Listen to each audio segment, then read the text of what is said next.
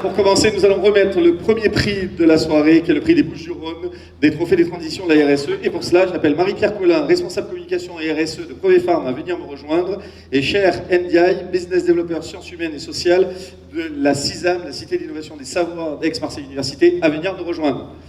Marie-Pierre, vous êtes la plus rapide, vous êtes arrivée en premier. Très heureux, vous avez gagné le prix l'année dernière avec Provepharm pour le prix RSE des Bouches-du-Rhône et le prix de l'engagement sociétal. Vous n'arrêtez pas. Là, aujourd'hui, vous travaillez sur l'éthique et un plan anticorruption. Et c'est pas pour être dans l'actu, mais le Parlement européen, qui se fait remarquer sur ces sujets, nous a fait un petit tapis rouge juste aujourd'hui. On a lancé en interne, effectivement, tout un dispositif d'éthique et d'anticorruption.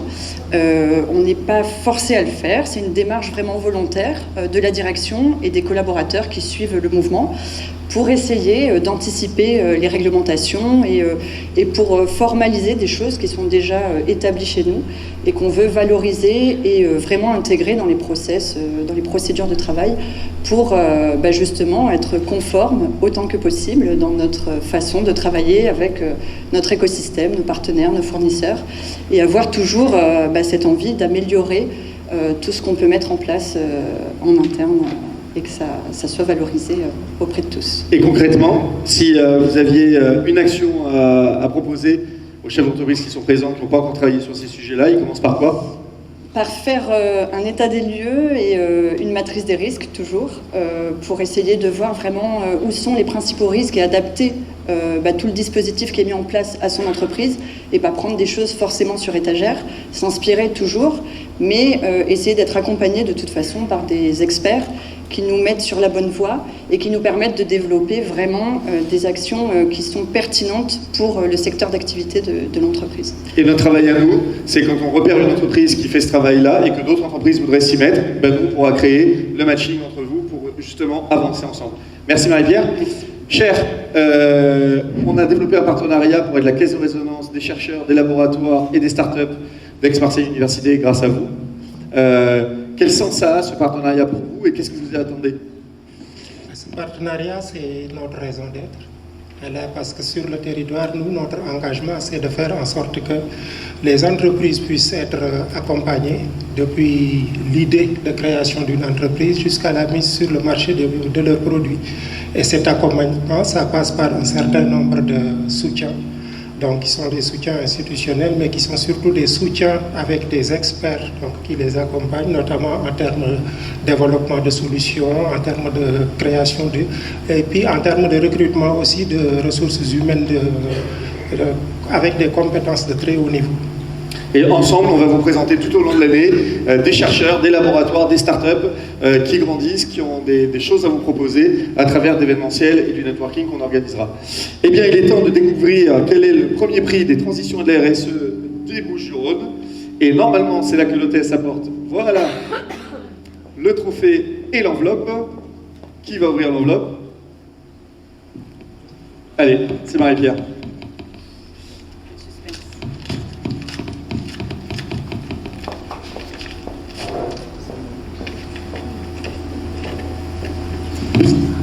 Alors, je ne fais pas de suspense parce que tout le monde attend.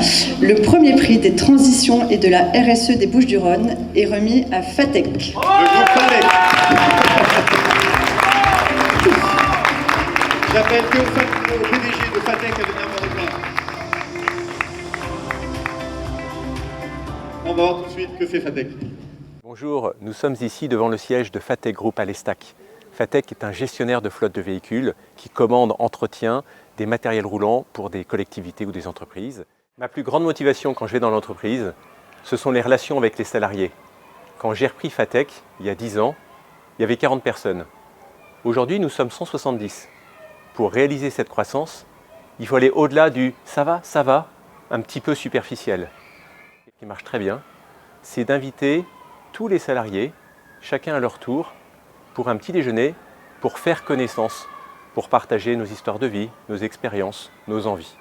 Et comme ça, nous nous connaissons personnellement. Pour moi, le bien commun, c'est l'impact positif que je souhaite avoir sur ma planète à travers la recherche d'actions. Par exemple, on a décidé d'aider les associations de notre secteur, de Marseille, qui œuvrent pour la dignité des personnes à travers le travail. J'ai participé à un atelier Massa Job. Massa Job était une association des quartiers nord qui, grâce à elle, permet aux habitants en difficulté de pouvoir rencontrer des entreprises et enfin de leur trouver des solutions pour leur permettre de trouver un vrai emploi. D'ailleurs, on devrait le faire un peu plus souvent et si ça n'a pas apporté, c'est avec plaisir en tous les cas. Alors chez Fatec, une entreprise en croissance, c'est une entreprise qui est ambitieuse. Et c'est aussi une entreprise qui accepte ses imperfections. Parce que c'est comme un corps qui est en mouvement et qui grandit vite. Et parfois, on ne réussit pas tout du premier coup. Nous avons le droit à l'erreur.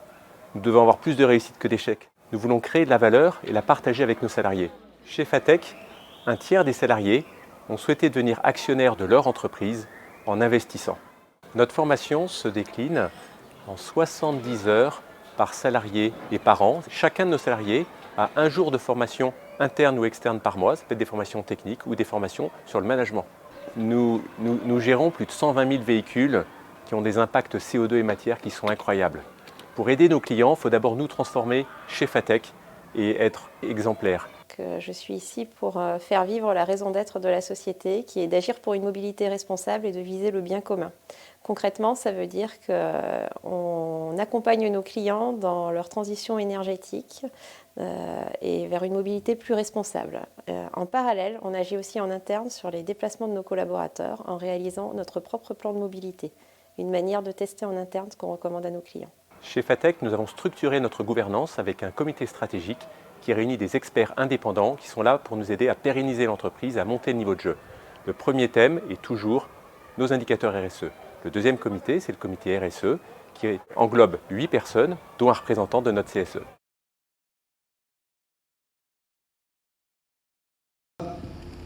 Nous agissons pour la mobilité des collaborateurs et tous ces déplacements ont un impact sur la planète. Voilà. Très bien. Et on a vu, vous avez dit que vous voulez être exemplaire, mais vous avez aussi une vision particulière sur la transparence et sur le partage. Vous pouvez nous expliquer ? Alors vous avez peut-être vu que nos bureaux sont très transparents parce qu'on est on a la chance d'habiter dans une belle région. Par exemple, vis-à-vis de nos clients, tous nos coûts sont transparents.